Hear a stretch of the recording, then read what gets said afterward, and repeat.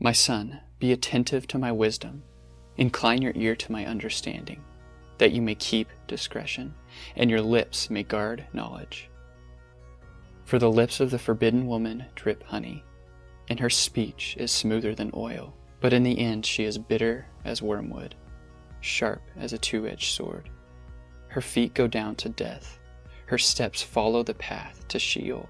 She does not ponder the path of life, her ways wander, and she does not know it. And now, O sons, listen to me. Do not depart from the words of my mouth. Keep your way far from her, and do not go near the door of her house, lest you give your honor to others and your years to the merciless.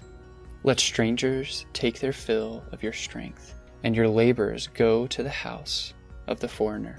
And at the end of your life you groan, when your flesh and body are consumed, and you say, "How I hated discipline, and my heart despised reproof.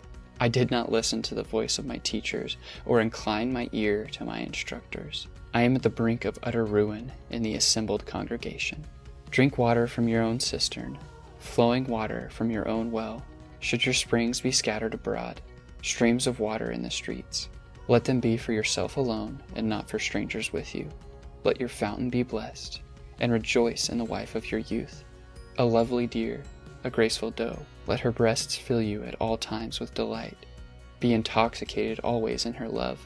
Why should you be intoxicated, my son, with the forbidden woman, and embrace the bosom of an adulteress?